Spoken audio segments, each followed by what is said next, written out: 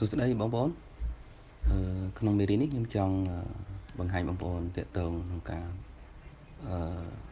ធ្វើ color បែបនេះនេះរូបនេះគឺរូបភាពបែបធម្មជាតិទេប៉ុន្តែបងប្អូនខ្ញុំចង់បង្ហាញទាក់ទងក្នុងការធ្វើយករូបបែបនេះធ្វើជា background ណាដែលមានផ្ទៃ color បែបនេះអញ្ចឹងបងប្អូនចុច F7 មួយមករូបភាពហ្នឹងគឺច្រើនយកទៅធ្វើផ្ទៃ background ឬក៏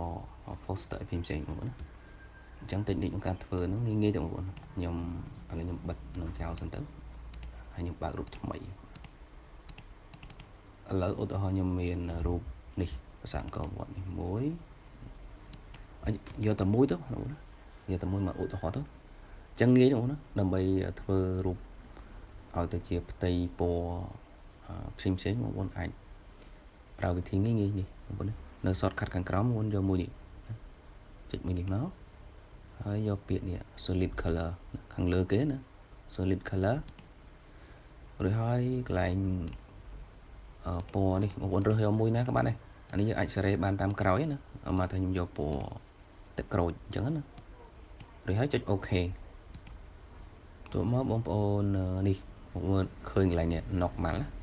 ចុចកន្លែង normal ហ្នឹងដូរមកយកពាក្យថា color ណាយកនេះមកអញ្ចឹងបងប្អូនបាន color បែបនេះឧបមាបងប្អូនអត់ស្រឡាញ់ពណ៌ហ្នឹងទេ color ហ្នឹងទេបងប្អូនអាចដូរបានណាចូលនេះដល់ចុចកន្លែងហ្នឹងមក2ដងនេះពេលចុច2ដងវាលោតផ្ទាំងបែបនេះអញ្ចឹងបងប្អូនចុចយកមកនេះដូរកន្លែងនេះវាលោតមកបងប្អូនចង់ស្រឡាញ់ពណ៌អីរើសយកពណ៌ហ្នឹងទៅណាខៀវក្រហមលឿងខ្មៅអីរើសតាមហ្នឹងទៅណាខ្ញុំគិតថាបងប្អូនប្រហែលជាធ្លាប់ឃើញ color បែបហ្នឹងអានឹងភាគច្រើនគេយកទៅធ្វើផ្ទៃ background ខាងក្រោយណាតាក់ទងនឹង poster banner ឬក៏ backdrop អីផ្សេងៗបងប្អូននេះណារើសតាមហ្នឹងទៅហើយមកថាឆ្លាញ់ពណ៌នេះណាខៀវនេះទៅអូខេហើយបងប្អូនថាឆ្លាញ់បែបហ្នឹងឬក៏ថែមថយអីបានទៀតនេះចូលនេះទៅដែរមកនេះដូរទៅតាមចិត្តងាយៗបងប្អូនអត់ពិបាកទេចុច OK តោះមកបងប្អូនសើមទុកមកថាដាក់សើនេះបងប្អូនយកដាក់ Photoshop PSD file មួយnữaដាក់ banner សើអញ្ចឹង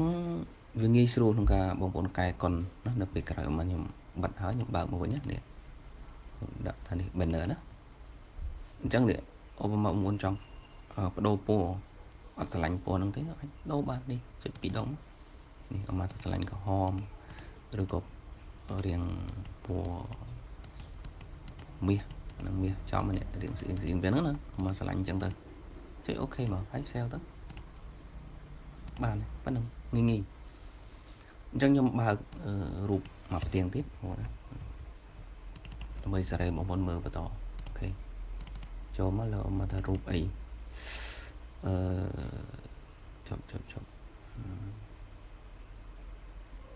នេះមករូបនេះរូបមានឯករាជ្យរូបផ្សេងបាទនេះបងណារូបរំលេចជីវៀងអូខេអញ្ចឹងចូលដដែលមកបងចូលមួយនេះមកនេះហើយយកពាក្យថា solid color ហើយពណ៌ហ្នឹងរើសតាមចិត្តពណ៌អីក៏បានដែរឆ្លាញ់ពណ៌ណារើសពណ៌ហ្នឹងទៅអូខេតោះមកចូលទៅកន្លែង normal ដូរមក color ណាអញ្ចឹងបានហើយបងហើយចុចនេះ2ដងមកដូរតាមចិត្តតាមទៅ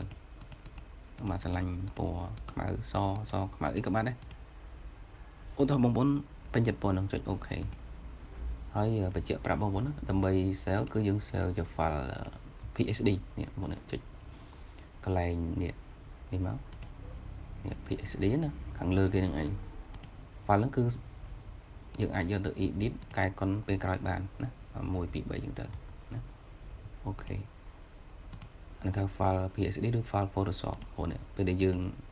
បើកមកគឺវាចេញបែបនេះណាហ្នឹង PSD ងាយស្រួលក្នុងការកែនេះយើងអាចកែពេលក្រោយបានដូរពណ៌ទៅតាមអ្វីដែលយើងចង់បានណាអ